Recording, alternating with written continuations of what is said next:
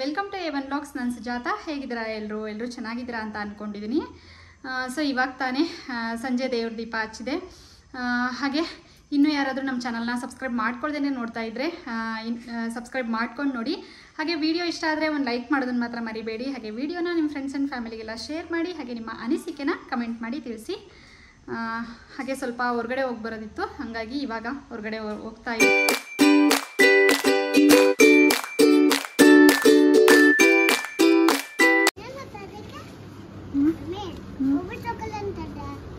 ನಿನಗೆ ಬರೀ ಚಾಕ್ಲೇಟ್ ಹತ್ರನೇ ಅಲ್ಲ ಗಮನ? ಬೇಡ ಸಾಕು, ಅದು ಮಿಲ್ಕ್ ಚಾಕ್ಲೇಟ್ ತಗೊಂಡಿಯಲ್ಲ. ಹಾಗೆ ಮೋರಲ್ಲಿ ಮನೆಗೆ ಸ್ವಲ್ಪ ಗ್ರಾಸರಿ ಬೇಕಾಗಿತ್ತು, ಅದನ್ನೆಲ್ಲ ತೊಗೊಂಡೆ. ಹಾಗೆ ನಮ್ಮ ಪಾಪು ಮಿಲ್ಕ್ ಚಾಕ್ಲೇಟ್ ತೊಗೊಂಡ. ಅದಾದ ನಂತರ ಮಮ್ಮಿ ನಾನು ಐಸ್ ಕ್ರೀಮ್ ತಿಂತೀನಿ ಅಂತ ಕೇಳ್ದ. ಸೊ ತುಂಬ ದಿನ ಆಗಿತ್ತು ಅವನಿಗೆ ಹೊರಗಡೆ ಫುಡ್ ಅಂತೂ ನಾನೇನು ಕೊಡ್ತಾ ಇದ್ದಿಲ್ಲ. ತುಂಬ ಕೇಳ್ತಾ ಇದ್ದ ಐಸ್ ಕ್ರೀಮ್ ಬೇಕು ಅಂತ ಹೇಳಿಬಿಟ್ಟು. ಹಂಗಾಗಿ ಒಂದು ಐಸ್ ಕ್ರೀಮ್ ತಿಂದು ಹೋಗೋಣ ಅಂತ ಹೇಳಿಬಿಟ್ಟು ಇವಾಗ ಐಸ್ ಕ್ರೀಮ್ ಪಾರ್ಲರಿಗೆ ಬಂದು ಐಸ್ ಕ್ರೀಮ್ ತಿಂತಾ ಇದ್ದೀವಿ. ಸೊ ಇತ್ತೀಚೆಗೆ ನಾನು ಅವನಿಗೆ ಹೊರಗಡೆ ಫುಡ್ ಜಾಸ್ತಿ ಕೊಡ್ತಾ ಇಲ್ಲ. ಆದರೆ ತುಂಬ ಫೋರ್ಸ್ ಮಾಡಿ ಕೇಳ್ದ ಕೊಡಿಸು ಅಂತ ಐಸ್ ಕ್ರೀಮ್ನ. ಹಂಗಾಗಿ ಐಸ್ ಕ್ರೀಮ್ ತಿಂದ್ಕೊಂಡು ನಾನು ಕೂಡ ತಿಂದೆ ಐಸ್ ಕ್ರೀಮ್ನ. ಅದಾದ ನಂತರ ಮನೆಗೆ ಬಂದಮೇಲೆ ನಾನು ಮಧ್ಯಾಹ್ನ ಮಾಡಿದ್ದ ಒಂದು ಹೀರೆಕಾಯಿ ಪಲ್ಯ ಇತ್ತು, ಹಾಗೆ ರೊಟ್ಟಿ ಕೂಡ ಇದ್ವು ಇನ್ನು.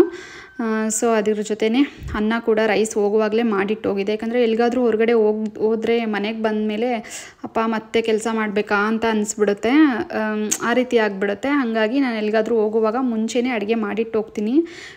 ಬಂದ ಮೇಲೆ ಅಡುಗೆ ಮಾಡಬೇಕು ಅಂದರೆ ಕೆಲವೊಂದು ಸಲ ಬಂದ ಮೇಲೂ ಕೂಡ ಮಾಡ್ತೀನಿ, ಆದರೆ ಅಷ್ಟು ಇಂಟ್ರೆಸ್ಟ್ ಇರಲ್ಲ. ಏನೋ ಒಂದು ಮಾಡ್ಕೊಂಡು ತಿಂದ್ರಾಯ್ತು ಬಿಡು ಸದ್ಯಕ್ಕೆ ಅಂತ ಅನಿಸ್ಬಿಡುತ್ತೆ. ಅದೇ ಮುಂಚೆನೇ ಆದರೆ ನಮ್ಗೆ ಇಷ್ಟವಾದದ್ದನ್ನು ನಾವು ಚೆನ್ನಾಗಿ ಅಡುಗೆ ಮಾಡಿಟ್ಟು ಹೋಗ್ಬಿಟ್ರೆ ಬಂದಮೇಲೆ ಊಟ ಮಾಡಿ ಮಲಗಿದ್ರೆ ಆಯ್ತಲ್ಲ ಅನ್ನೋ ಒಂದು ಫೀಲ್ ಬರುತ್ತೆ. ಹಾಗೆ ಬಂದ ತಕ್ಷಣ ಇಬ್ಬರು ಟಿ ವಿ ನೋಡ್ಕೋತಾ ಊಟ ಮಾಡಿದ್ವಿ. Hey guys, good morning. ನಾನು ನೆಕ್ಸ್ಟ್ ಡೇ ಈ ಬ್ಲಾಗ್ನ ಕಂಟಿನ್ಯೂ ಮಾಡ್ತಾ ಇದ್ದೀನಿ. ಹಾಗೆ ಇವತ್ತಿನ ಬ್ರೇಕ್ಫಾಸ್ಟ್ಗೆ ನಾನು ಪಾಸ್ತಾ ಮಾಡ್ತಾ ಇದ್ದೆ. ಹಾಗೆ ಒಂದು ರೆಸಿಪಿನ ನಿಮ್ಮ ಜೊತೆ ಶೇರ್ ಮಾಡ್ಕೊಳ್ಳೋಣ ಅಂತ ಅಂದ್ಕೊಂಡೆ. ಹಾಗೆ ಅದಕ್ಕಿಂತ ಮುಂಚೆ ನಾನು ಮೋರ್ಗೆ ಹೋಗಿದ್ದಲ್ಲ, ಏನೆಲ್ಲ ತೊಗೊಂಬಂದೆ ಅಂತ ಇವತ್ತು ತೋರಿಸ್ತೀನಿ. ಅಷ್ಟೇನು ಜಾಸ್ತಿಯಾಗಿ ಏನು ತೊಗೊಂಬರಲಿಲ್ಲ, ಯಾಕಂದರೆ ನನಗೆ ಕೆಲವೊಂದು ಐಟಮ್ಸ್ಗಳು ಬೇಕಾಗಿತ್ತು. ಸೊ ಅದನ್ನ ಮಾತ್ರ ತೊಗೊಂಬಂದಿದ್ದೀನಿ ಅಷ್ಟೇ.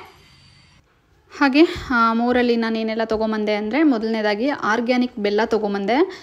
ಸೊ ನನಗೆ ಸ್ವಲ್ಪ ಪುಡಿ ಬೆಲ್ಲ ಬೇಕಾಗಿತ್ತು. ಯಾವಾಗಲೂ ನಾನು ಪುಡಿ ಬೆಲ್ಲ ಜಾಸ್ತಿಯಾಗಿ ಬಳಸ್ತೀನಿ. ರಾಗಿ ಮಲ್ಟ್ಗೆಲ್ಲ ಪಾಪುಗೆ ಬೆಲ್ಲ ಹಾಕಿ ಯೂಸ್ ಮಾಡ್ತೀನಲ್ವ, ಸೊ ಹಂಗಾಗಿ. ಹಾಗೆ ಮಿಲ್ಕ್ ಚಾಕ್ಲೇಟ್ ತೊಗೊಂಡಿದ್ದ ಪಾಪು. ಇನ್ನು ಇದೇ ಏನೋ ತೋರಿಸೋಣ ಅಂತ ಹೇಳ್ಬಿಟ್ಟು ತೆಗೆದ್ರೆ ಒಂದೂ ಉಳಿಸಿಲ್ಲ, ಎಲ್ಲ ಖಾಲಿ ಪ್ಯಾಕೆಟ್ ಇಟ್ಟಿದ್ದಾನೆ. ಹಾಗೆ ಸ್ವಲ್ಪ ಹಾಲಿನ ಪೌಡರ್ ಪ್ಯಾಕೆಟ್ಗಳು ಬೇಕಾಗಿತ್ತು. ಏನಕ್ಕೆ ಅಂತ ಅಂದರೆ ನಾನು ಧಾರವಾಡ ಪೇಡ ಮಾಡೋಣ ಅಂತ ಅಂದ್ಕೊಂಡಿದ್ದೆ.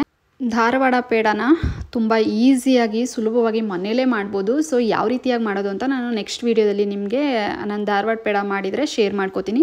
ಹಾಗೆ ಒಂದು ಪಾಸ್ತಾ ಪ್ಯಾಕೆಟ್ ತೊಗೊಂಬಂದೆ. ಪಾಸ್ತಾ ಮನೇಲಿ ತುಂಬ ಉಳಿದಿತ್ತು, ಆದರೆ ಅದನ್ನು ನಾನು ಇತ್ತೀಚೆಗೆ ಮಾಡೇ ಇರಲಿಲ್ಲ, ತುಂಬ ಹಳೇದಾಗ್ಬಿಟ್ಟಿತ್ತು. ಹಂಗಾಗಿ ಬೇಡ ಅಂತ ಹೇಳ್ಬಿಟ್ಟು ಬಿಟ್ಟೆ. ಹಾಗೆ ಒಂದು ಪಿಂಕ್ ಸಾಲ್ಟ್ ತೊಗೊಂಬಂದಿದ್ದೀನಿ. ಅಷ್ಟೇನು ಹೆಚ್ಚಾಗಿ ಏನು ತೊಗೊಂಬಂದಿಲ್ಲ. ಇಲ್ಲೇ ಮನೆ ಹತ್ರ ಅಂಗಡಿಗಳಲ್ಲೆಲ್ಲ ಗ್ರಾಸರೀಸ್ ತೊಗೊಂಡಿರ್ತೀನಿ. ಹಾಗೆ ಹೊರಗೆ ಹೋಗಿದ್ನಲ್ವ, ಸೊ ಹಂಗಾಗಿ ತೊಗೊಂಬಂದೆ ಅಷ್ಟೇ. ಹಾಗೆ ಒಂದು ಪೂರಿ ಪ್ಯಾಕೆಟ್ ತೊಗೊಂಬಂದಿದ್ದೀನಿ, ಮನೇಲೇ ಪಾನಿಪುರಿ ಮಾಡೋಣ ಅಂತ ಹೇಳ್ಬಿಟ್ಟು. ಹಾಗೆ ಬರುವಾಗ ಫ್ರೂಟ್ಸ್ ತೊಗೊಂಬಂದೆ. ನನ್ನ ಮಗ ಹಣ್ಣುಗಳನ್ನ ತುಂಬ ಇಷ್ಟಪಡ್ತಾನೆ. ತುಂಬ ಕೇಳ್ದ ಹಣ್ಣು ತೊಗೊಂಬಮ್ಮಿ ಅಂತ ಹೇಳ್ಬಿಟ್ಟು. ಯಾವಾಗಲೂ ನಮ್ಮ ಮನೇಲಿ ಹಣ್ಣುಗಳೆಲ್ಲ ಸ್ಟಾಕ್ ಇರ್ತಾಯಿದ್ವು, ಸೊ ಆ ರೀತಿಯಾಗಿ ತಂದಿಡ್ತಾ ಇದ್ದೆ. ಸೊ ಇತ್ತೀಚೆಗೆ ನಾನು ಜಾಸ್ತಿ ಹೊರಗೆ ಹೋಗ್ತಾನೆ ಇಲ್ಲ, ಹಂಗಾಗಿ ಹಣ್ಣುಗಳನ್ನೆಲ್ಲ ತರೋದನ್ನು ಬಿಟ್ಟಿದ್ದೆ. ಸೊ ಅವ್ನು ತುಂಬ ಕೇಳಿದ್ರಿಂದ ತೊಗೊಂಡೆ. ಕೆಲವೊಂದು ಸಲ ಏನಾಗುತ್ತೆ ಅಂದರೆ ನಮಗೆ ಕಷ್ಟ ಆದರೂ ಕೂಡ ಮಕ್ಕಳು ಏನಾದರೂ ಕೇಳಿದಾಗ ಕೊಡಿಸ್ಬಿಡೋಣ ಅಂತ ಅನ್ನಿಸ್ಬಿಡುತ್ತೆ. ಅದರಲ್ಲೂ ನನ್ನ ಮಗ ಹಣ್ಣು ಕೇಳಿದಾನಲ್ವ, ಸೊ ಒಳ್ಳೆ ಆರೋಗ್ಯಕರವಾದದ್ದನ್ನೇ ಕೇಳಿದ್ದಾನೆ ಅಂತ ಹೇಳ್ಬಿಟ್ಟು ತೊಗೊಂಬಂದೆ. ಹಾಗೆ ನಾನಿಲ್ಲಿ ಪಾಸ್ತಾ ಮಾಡೋದಕ್ಕೆ ಏನೆಲ್ಲ ತೊಗೊಂಡಿದ್ದೀನಿ ಅಂತ ನಿಮ್ಮ ಜೊತೆ ಇವಾಗ ಶೇರ್ ಮಾಡ್ಕೋತೀನಿ. ನಾನಿಲ್ಲಿ ಒಂದು ದೊಡ್ಡ ಸೈಜ್ ಆಲೂಗಡ್ಡೆನ ಚೆನ್ನಾಗಿ ಕಟ್ ಮಾಡಿಬಿಟ್ಟು ಅದನ್ನ ನೀರಲ್ಲಿ ಹಾಕಿ ಇಟ್ಕೊಂಡಿದ್ದೀನಿ. ನೀರಲ್ಲಿ ಹಾಕಿ ಏನಕ್ಕೆ ಇಟ್ಕೊಂಡಿದ್ದೀನಿ ಅಂದರೆ ಬೇಗ ಕಪ್ಪಾಗಿಬಿಡುತ್ತೆ ಅಲ್ವಾ ಆಲೂಗಡ್ಡೆ, ಸೊ ಹಂಗಾಗಿ ಅದನ್ನ ಕಟ್ ಮಾಡಿ ನೀರಲ್ಲಿ ಇಟ್ಕೊಂಡಿದ್ದೀನಿ. ಇವಾಗ ಎಲ್ಲದನ್ನು ಒಂದು ಪ್ಲೇಟ್ಗೆ ಹಾಕ್ಕೊಂಡಿದ್ದೀನಿ. ಸೊ ಇವಾಗ ನಾನು ಏನೆಲ್ಲ ತೊಗೊಂಡಿದ್ದೀನಿ ಅಂತ ಅಂದರೆ, ಮೊದಲನೇದಾಗಿ ನಾನಿಲ್ಲಿ ಪಾಸ್ತಾ ಮಾಡೋದಕ್ಕೆ ಒಂದು ಕ್ಯಾರೆಟ್ನ ಸಣ್ಣದಾಗಿ ಕಟ್ ಮಾಡಿ ಇಟ್ಕೊಂಡಿದ್ದೀನಿ. ಹಾಗೆ ಒಂದು ಸ್ವಲ್ಪ ಬೀನ್ಸ್ ತೊಗೊಂಡಿದ್ದೀನಿ. ನಾನು ಯಾವಾಗಲೂ ಬೀನ್ಸ್ನ ಕಡಿಮೆನೇ ತೊಗೋತೀನಿ. ಹಾಗೆ ಒಂದು ದೊಡ್ಡ ಸೈಜ್ ಆಲೂಗಡ್ಡೆನ ಕಟ್ ಮಾಡಿ ಇಟ್ಕೊಂಡಿದ್ದೀನಿ. ಹಾಗೆ ಇಲ್ಲಿ ನಿಮಗೆ ರೆಡ್, ಆರೆಂಜ್ ಆ್ಯಂಡ್ ಗ್ರೀನಲ್ಲಿ ಕಾಣ್ತಾ ಇರೋದೇನೆಂದರೆ ಕ್ಯಾಪ್ಸಿಕಮ್. ನಾನಿಲ್ಲಿ 3 ರೀತಿಯ ಕ್ಯಾಪ್ಸಿಕಮ್ ತೊಗೊಂಡಿದ್ದೀನಿ. ಹಾಗಂತ ನಾನು ಇದನ್ನು ಮೋರಲ್ಲಿ ಹುಡುಕೊಂಡು ಹೋಗಿ ಕ್ಯಾಪ್ಸಿಕಮ್ ತೊಗೊಂಬಂದಿಲ್ಲ. ನಮ್ಮ ಫ್ರಿಜ್ಜಲ್ಲೇ ಈ ರೀತಿ ಕಲರ್ ಆಗಿ ಕ್ಯಾಪ್ಸಿಕಮ್ ಬಂದಿರೋದು.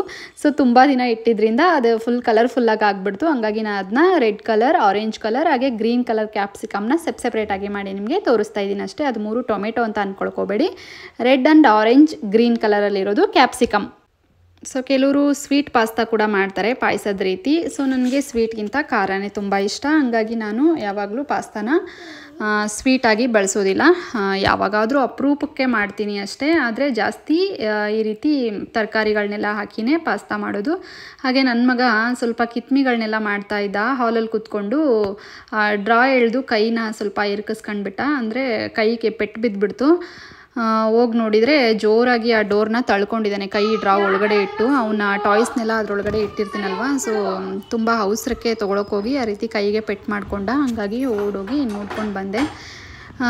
ಹಾಗೆ ಇವಾಗ ಸ್ಟವ್ ಮೇಲೆ ಒಂದು ಬಾಣಲಿನ ಇಟ್ಕೊಂಡು ಅದಕ್ಕೆ ಸ್ವಲ್ಪ ಕುಕ್ಕಿಂಗ್ ಆಯಿಲ್ ಹಾಕಿದ್ದೀನಿ. ಇವಾಗ ಆಯಿಲ್ ಚೆನ್ನಾಗಿ ಬಿಸಿ ಆದ ನಂತರ ಊರಿನ ಲೋ ಫ್ಲೇಮಲ್ಲಿ ಇಟ್ಕೊಂಡು ನಾವೇನು ತರಕಾರಿ ಎಲ್ಲ ತೊಗೊಂಡಿದ್ವಲ್ವ ಆ ಎಲ್ಲ ತರಕಾರಿನೂ ನಾನಿವಾಗ ಒಟ್ಟಿಗೆ ಹಾಕ್ಕೊಳ್ತಾ ಇದ್ದೀನಿ. ನಾನಿಲ್ಲಿ ಈರುಳ್ಳಿ ಟೊಮೆಟೊ ಏನೂ ಬಳಸ್ತಾ ಇಲ್ಲ.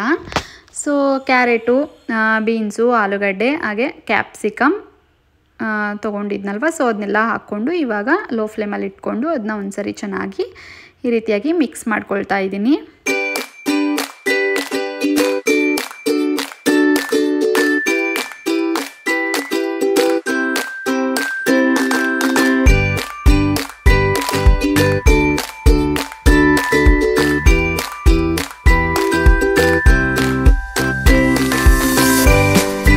ಹಾಗೆ ಇವಾಗ ತರಕಾರಿಗೆಲ್ಲ ಸ್ವಲ್ಪ ರುಚಿಗೆ ತಕ್ಕಷ್ಟು ಉಪ್ಪನ್ನು ಹಾಕ್ತಾಯಿದ್ದೀನಿ. ನಾವಿಲ್ಲಿ ಮಸಾಲ ಪೌಡರ್ ಏನು ಬಳಸ್ತೀವೋ ಸೊ ಅದರಲ್ಲೂ ಕೂಡ ಉಪ್ಪಿನಂಶ ಇರುತ್ತೆ. ಹಾಗಾಗಿ ಉಪ್ಪನ್ನು ಸ್ವಲ್ಪ ಹಾಕ್ಕೊಂಡ್ರೆ ಸಾಕು. ಹಾಗೆ ನಾನಿಲ್ಲಿ ಇದಕ್ಕೆ ನೀರನ್ನು ಸ್ವಲ್ಪ ಜಾಸ್ತಿಯಾಗಿ ಹಾಕ್ಕೊಳ್ತಾ ಇದ್ದೀನಿ. ಯಾಕೆ ಅಂದರೆ ನಾನು ಇದನ್ನ ಸ್ವಲ್ಪ ಸೂಪ್ ಥರ ಮಾಡ್ಕೋತೀನಿ. ಗಟ್ಟಿ ಆಗಿಬಿಟ್ರೆ ತಿನ್ನೋದಕ್ಕೆ ಅಷ್ಟು ಚೆನ್ನಾಗಿರಲ್ಲ. ಸೊ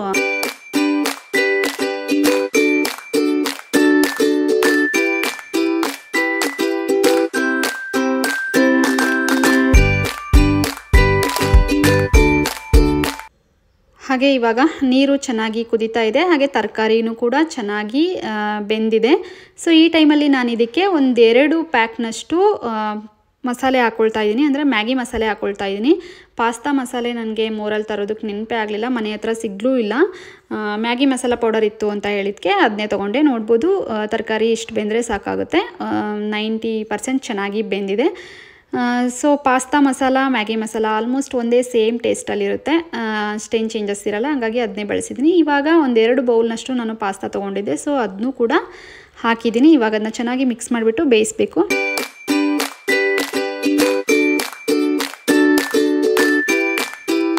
ಹಾಗೆ ಇವಾಗ ಅದು ಚೆನ್ನಾಗಿ ಕುದೀತಾ ಇದೆ. ಹಾಗೆ ಪಾಸ್ತಾ ಚೆನ್ನಾಗಿ ಬೇಯಲಿ. ಹಾಗೆ ನನಗೆ ಈ ಒಂದು ಪಾಸ್ತಾ ಮಾಡೋದನ್ನ ಹೇಳ್ಕೊಟ್ಟಿದ್ದು ನಮ್ಮ ಮಾವನವರು, ಅಂದರೆ ನನ್ನ ಹಸ್ಬೆಂಡ್ ಅಪ್ಪ. ಒಂದಿನ ನಾನು ಪಾಸ್ತಾನ ಮೊಬೈಲ್ ನೋಡ್ಕೊಂಡು ಮಾಡಿದ್ದೆ. ನಮ್ಮನೆಯವರು ಪಾಸ್ತಾ ಮಾಡು, ತುಂಬ ದಿನ ಆಗಿದೆ ನಾನು ತಿಂದು ಅಂತ ಹೇಳಿದ್ರು. ನನಗೆ ಅದು ಮಾಡೋಕ್ಕೆ ಬರಲ್ಲ, ಪಾಸ್ತಾ ಹೆಂಗೆ ಮಾಡೋದು ಗೊತ್ತಿಲ್ಲ ಅಂತ ಹೇಳಿದೆ. ಮೊಬೈಲಲ್ಲಿ ಪಾಸ್ತಾ ಯಾವ ರೀತಿ ಮಾಡ್ತಾರೆ ಅಂತ ಚೆಕ್ ಮಾಡಿ ಮಾಡು ಅಂತ ಹೇಳಿದರು. ಸರಿ ಆಯಿತು ಅಂತ ಹೇಳಿಬಿಟ್ಟು ಮಾಡಿದ್ದೆ. ಸ್ವಲ್ಪ ತುಂಬ ಡ್ರೈ ಆಗಿ ಮಾಡಿದ್ದೆ. ಅಷ್ಟೊಂದು ಚೆನ್ನಾಗಿರ್ಲಿಲ್ಲ ಆ್ಯಕ್ಚುಲಿ, ನಿಜವಾಗ್ಲೂ. ನನ್ನ ಹಸ್ಬೆಂಡ್ ಅವ್ರ ಫ್ರೆಂಡನ್ನು ಕೂಡ ಮನೆ ಕರ್ಕೊಂಬಂದಿದ್ರು. ಪಾಸ್ತಾ ಮಾಡಿದ್ದಾರೆ ನನ್ನ ಹೆಂಡತಿ, ಬನ್ನಿ ತಿನ್ನುವಂತ್ರಿ ಅಂತ ಹೇಳಿ. ಸೊ ಅವರು ಕೂಡ ಬಂದರು. ನನ್ನ ಹಸ್ಬೆಂಡ್ಗೆ ಮತ್ತು ನಮ್ಮ ಮನೆಯವರ ಫ್ರೆಂಡ್ಗೂ ಕೂಡ ಹಾಕ್ಕೊಟ್ಟೆ. ಸೊ ಇಬ್ಬರು ಎಷ್ಟು ಕಷ್ಟಪಟ್ಕೊಂಡು ತಿಂದಿದ್ದಾರೋ ಗೊತ್ತಿಲ್ಲ.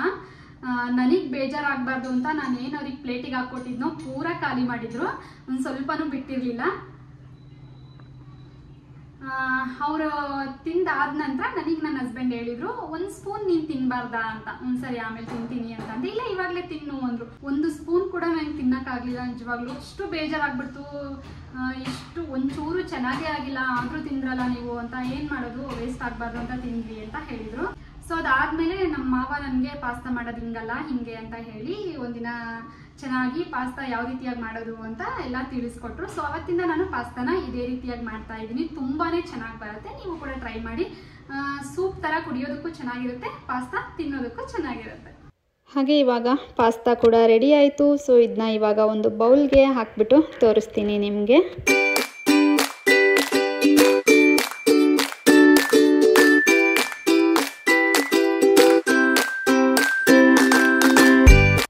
ಹಾಗೆ ಇವತ್ತಿನ ಈ ಒಂದು ವಿಡಿಯೋ ಇಷ್ಟ ಆದರೆ ಪ್ಲೀಸ್ ಒಂದು ಲೈಕ್ ಮಾಡೋದನ್ನು ಮಾತ್ರ ಮರಿಬೇಡಿ. ಮತ್ತೆ ಸಿಗ್ತೀನಿ ಮುಂದಿನ ಒಂದು ಹೊಸ ವಿಡಿಯೋ ಜೊತೆ. Thank you for watching. Thank you.